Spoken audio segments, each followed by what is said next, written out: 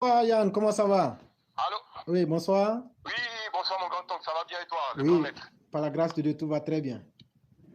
Dieu merci. Très Oui. très honoré de. Mais je te remercie vraiment aussi de me donner la parole. Mhm, Et voilà, je veux commencer ma lecture. J'ai préparé un texte mhm. que je tenais à lire Il n'y a pas de à toute la problème. classe. Merci beaucoup. Alors, donc le titre, je commence comme ça. Les Odieneka sont situés dans le septentrion ouest de la Côte d'Ivoire. Ce sont des Malinqués originaires du Mali pour la plupart. Ils ont trouvé sur les lieux les Sénoufos, les Bamana, qu'ils ont chassés avec l'aide du roi de Ségou Ngolo Diarra. Ce sont des commerçants ou Dioula en langue malinké. Ils sont organisés en patriarcat et grandes lignées familiales. Les Tourés en sont les chefs. Ce peuple noble et travailleur a certains de ses enfants qui ne font pas la fierté, la gloire et la dignité de leurs parents d'hier. Les Odieneka, nouveaux modèles, aiment les grands boubous amidonnés qui attirent le regard par leur éclat et leur craque. Sans oublier les lunettes de soleil et la coiffe en chéchia assortie au basin. Voilà, c'est l'Odieneka dernier cri. Tout dans l'apparence, bien endimanché, mais paradoxalement, tout ça chez les autres et quelques rares fois pendant le Maouloud à Odiéné. Et oui, ils se sentent bien chez les autres et méprisent leur chez eux. Il suffit de constater leur ville qui ressemble à la Côte d'Ivoire des années 30. Comment peut-on être les parents maternels du grand guide éclairé, Prador, et être aussi indigne? J'en ai fini. Invading sirama ibo jene kai. Ana chomba is ana safle be kisila kaburu kono bi. Ojene nyami mabi, ojene du kono ro nyam mabi. Chomba be kisila bi. Ningamri vakaba, laji vakaba turema. O kisiabi, mukta ture, laji mukta ture kisiabi. Laji seko ture kisiabi kaburu kono. Ibe kisia kaburu kono bi. Lamin jabate lube kisia kaburu kono bi. Ala la laji muri kone a bajuala wibe kisi a kaburu kono bi a pe o jene ta problème o jene nyami ma bi o jene du kono ro nyama bi wibe kisi a bi ala la ne aja na bintu sise président Bansu président Lassane Ouattara Bansu kisi a kaburu kono bi o jene nyami ma bi nanga o jene ye bi ala ballonge terrain yɛrɛ fondani bi ne b'a wuri ballonge terrain min fɔ a ko stade ballonge terrain bi ne b'a wuri wo bi duniya kɔrɔ yɛrɛ ma de ka kɛ ba village min bɛ so dugudennin min bɛ bɛn o jɛnɛ a mina ni bi a bɛɛ tire organisé ni denmisɛnnin bolo o jɛnɛ dugu kɔnɔ le tire bi tout le b'a wuri tiriya ni o jɛnɛ ka jeni wuri a bi o jɛnɛ ka kamera a ye daba ni bese ta ye wa tire nettoyer normalement tire ma tɛ ka nettoyer n daba ni bese tɛ mais a ye daba ni bese ta ye wa tire nettoyer parce que an b'a image min ye Facebook ka bi ani internet ka bi ani YouTube ka bi a mɔgɔ dusu kisi ya donc ni yɛrɛ tun t'a fɛ ka kuma mais n b'a min ye ko ni n'a dɔ fɔ a ye wuri a ye daba ni bese ta a ye wa yɔrɔ nettoyer a ye wa tire nettoyer a ye wa bin bɛɛ o tigɛ n'ala ka sɔn ɲinan san banlɛlɛri o jɛnɛ kadiri min ye ko k'a ɲɛ sɔrɔ ko mali o jɛnɛ kadiri min bɛ changer tɔ le ala da mairie ma a bɛɛ bɔtɔ ye dɛ an bɛna mɔgɔ ɲini min bɛ se k'i ɲala o jɛnɛ o donc denmisɛnnin bɛɛ impliqué o quoi a ye bɛɛ wuri k'i lɔ a ye sen kan a bɛɛ y'a seko kɛ donc min tɛ n bolo k'a fɔ an na o jɛnɛ ka kan le o ye donc monsieur Claire je vous remercie beaucoup à ce que j'arrive à participer sur votre antenne. J'ai vraiment mal au cœur quand je vois le stade de Djéné. Là, l'abattoir aussi, j'ai vu l'image et puis le pont que j'ai vu la fois passer, le pont était cassé. Mais c'était incroyable. C'est vraiment révoltant. Donc, je n'ai pas beaucoup de choses à dire aujourd'hui.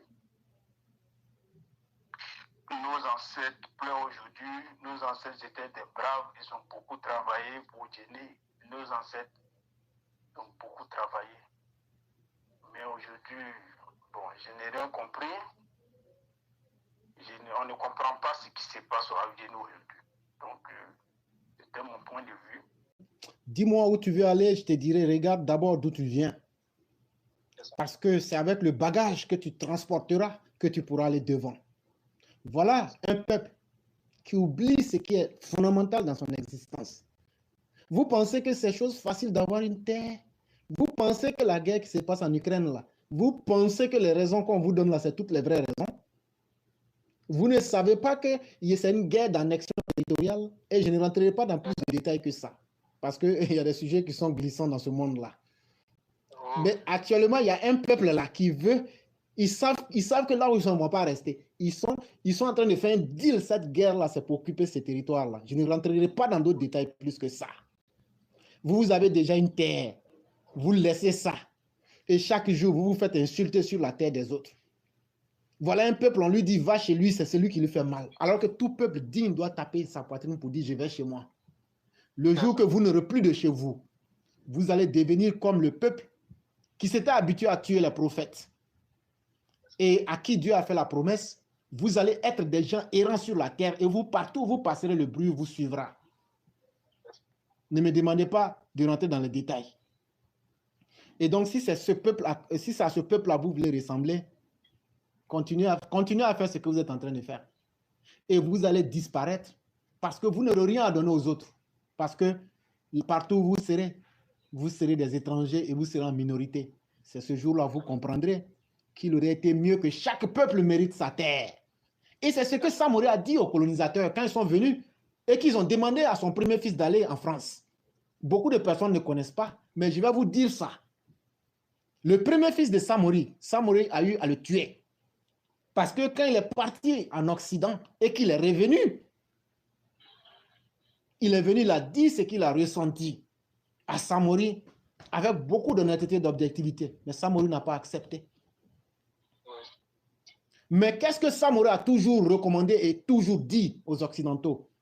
Il dit chacun mérite d'avoir sa propre terre.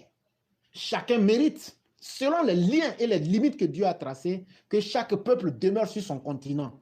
Voilà le problème de Samori. Tout ce qu'on veut nous dire, Almami, Samori, il était ceci, nous on s'en fout de cela. La vraie réalité, c'était un combattant pour la dignité de l'homme noir. Et c'est ce qu'il a toujours dit. Et c'est pourquoi, si Samori était dans une guerre religieuse, comment quelqu'un qui se dit dans une guerre religieuse va aller attaquer Kong, mais il n'attaque pas Boaké, il n'attaque pas Katiola. Il n'attaque pas les gens du sud de la Côte d'Ivoire, puisqu'il a signé un pacte avec les gens du sud de la Côte d'Ivoire à Katiola. Et je mets tous les historiens en défi de venir me dire, quand on présente Samori comme celui qui a fait une guerre de religion pour imposer l'islam, je vous dis aujourd'hui c'est faux. Samori a fait une guerre d'occupation pour la dignité de l'homme noir. Et il a toujours dit devant les Occidentaux, les Blancs, il a toujours dit ceci, que chacun soit digne de rester sur son continent. Et c'est pourquoi avant, c'est avec les Anglais, à partir de la Sierra Leone que vous connaissez, le vrai Bissandougou se trouve en Sierra Leone actuellement. La capitale véritable Bissandougou, c'est en Sierra Leone actuellement. Et donc, voilà le vrai message de Samori. Et ceux qui ne croient pas, c'est ce que je viens de vous dire. Toi, tu es musulman, tu viens attaquer les gens de Congo. Tu viens attaquer d'autres musulmans et tu signes un deal avec les non-musulmans qui étaient du sud de la Côte d'Ivoire. Cher frère, ça ne fait pas sens. Et donc, ça veut dire que le combat de Samori n'était pas un combat de religion. Il était certes musulman, mais ce n'était pas ça. Mais les gens ont utilisé ce facteur-là pour dire qu'il était en train de combattre les non-musulmans. Et donc, si vous avez compris ça, et je vais vous dire encore quelque chose. Samori devrait remonter pour la Sikasso. On ne va pas rentrer dans tous ces détails-là. Mais c'est le cordon des colons qui l'ont bloqué, qui a fait qu'il est resté pendant plusieurs moments à Odiéné, dans la ville d'Odiéné que vous connaissez là. Après un temps, il est descendu pour aller vers Touba et pour aller jusqu'à dans les autres zones. Et donc, voilà vos ancêtres qui ont aussi combattu pour vous. Et jusqu'à ils ont pu maintenir des territoires pour vous. Et voilà des gens indignes qui viennent, qui ne sont ni fiers de eux-mêmes, ni fiers de leurs origines, ni fiers du travail même de leurs ancêtres. Et c'est ce que votre frère vous disait. Il dit, si vous n'avez pas honte, ayez au moins peur de Dieu. Ayez au moins honte de vos ancêtres.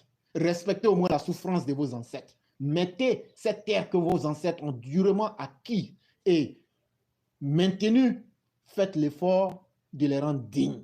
Parce qu'on sait aussi comment vous avez trahi Samori. Je ne vais pas rentrer dans ces détails-là, mais on sait comment vous avez trahi Samori. Mais ça, on ne va pas rentrer dans ça aujourd'hui, cher frère. OK. Pardon, avant de libérer l'antenne, Oui, s'il oui. te plaît, Oui. est-ce que tu peux dire à Odineka qui vous écoute, quel est le risque qu'aujourd'hui Odiné du côté du djihadisme, avant que je vous libère, pour qu'il puisse prendre conscience? Effectivement, ce que vous dites, c'est très justifié. Parce que on ne parle pas dans le vide. Ce que vous êtes en train de demander, c'est quel est le risque de cette région aujourd'hui qui est caractérisée par sa pauvreté et son retard. Et pour bien comprendre la situation, je vais prendre des situations semblables à Maïdougouri, semblables aux zones du Tchad, semblables au nord du Mali et semblables même au nord du Burkina aujourd'hui. Chaque fois, il y a un critère, c'est quand les gens se sont sentis exclus de la politique de développement du gouvernement. Je dis bien quand les gens se sentent exclus de la politique du gouvernement, c'est toujours la même histoire. Depuis Youssouf Mohamed au Nigeria, jusqu'en passant dans tous ces pays-là, les gens vous disent, nous ne sommes pas contents parce que nous sommes en retard. Et puisque nous sommes en retard, nous allons nous exprimer et nous allons créer des conditions pour qu'on nous entende. Et donc, les gens ouvrent leur cœur à tous les désespérés de la vie, c'est-à-dire les djihadistes qui leur disent, on va venir imposer des règles.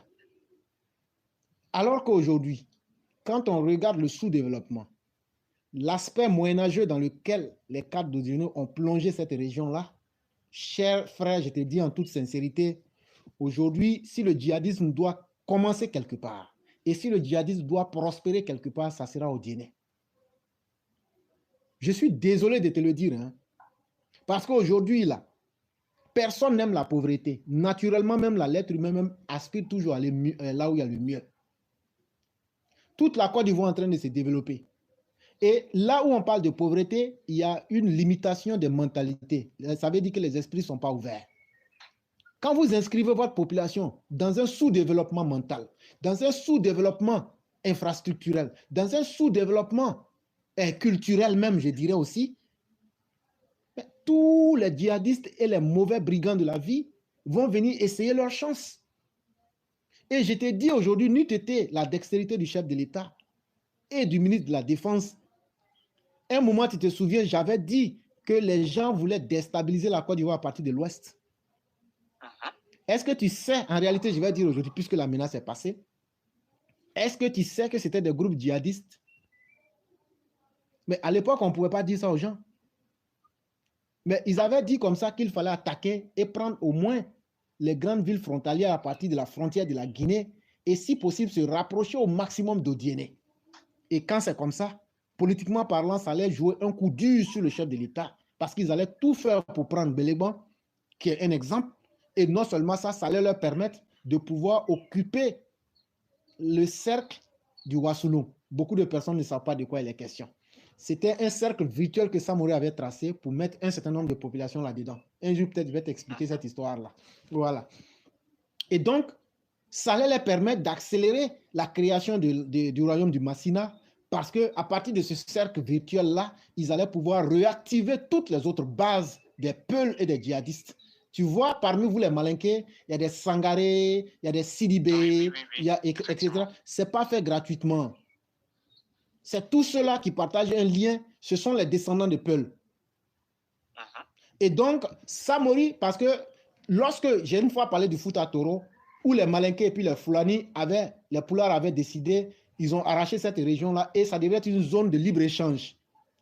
Mais après, les Peuls vont trahir les Malinqués. C'est ce problème-là qui est en Guinée actuellement. Les gens n'ont pas le courage de le dire clairement. Les Peuls, la personne n'a confiance en eux à cause de leur capacité de trahir les gens. Voilà le problème. Parce que les gens se disent en Guinée, si on donne le pouvoir aux Peuls, là, ils vont transformer ça en un pays Peul et ils vont ostraciser les autres populations. Voilà pourquoi les gens ne veulent pas que les Peuls prennent le pouvoir en Guinée, cher frère. Je vais te dire la vérité. C'est ça qui est la vérité. Et c'est ce que les Peuls aussi veulent faire. Et comme ils n'ont pas réussi jusqu'à maintenant, c'est pourquoi c'est eux que tu retrouves activement dans le djihadisme. Et cher frère, je suis désolé de te le dire aujourd'hui. Est-ce que tu sais que c'est avec les communautés Peul, à partir de la Guinée, qu'ils avaient fomenté ce plan-là? Et par malheur, s'ils réussissaient, vous pensez qu'aujourd'hui, ça va être une chose facile pour sortir? Parce qu'une fois que les djihadistes rentrent dans un pays là, ça devient un gros business.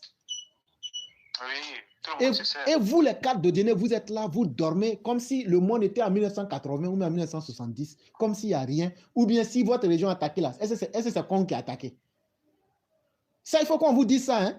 Si vous favorisez les éléments du désordre dans votre région, les éléments même pour que les terroristes viennent dans votre région là, si vous favorisez que les terroristes rentrent là-bas, là, c'est vos propres parents qui vont tuer. Parce que ce ne sont pas les parents de Ouattara qui vont tuer. Parce que à la vérité, là, un enfant appartient à son père dans nos cultures africaines. Et donc, ne prenez pas conscience. Hein. Continuez à mettre votre peuple en retard. Quand des jeunes vont aller s'incorporer pour devenir des djihadistes contre vous-même, là, vous qui dites que vous êtes 4 là, ils vont piller chez vous. Et on va voir où vous serez 4 de où maintenant. C'est ce que j'allais ajouter. Bonsoir Yann, comment ça va? Allô? Oui, bonsoir. Oui, bonsoir mon grand oncle, ça va bien et toi, le oui, grand maître? Par la grâce de Dieu, tout va très bien. Dieu merci. Très, très honoré de... Mais je te remercie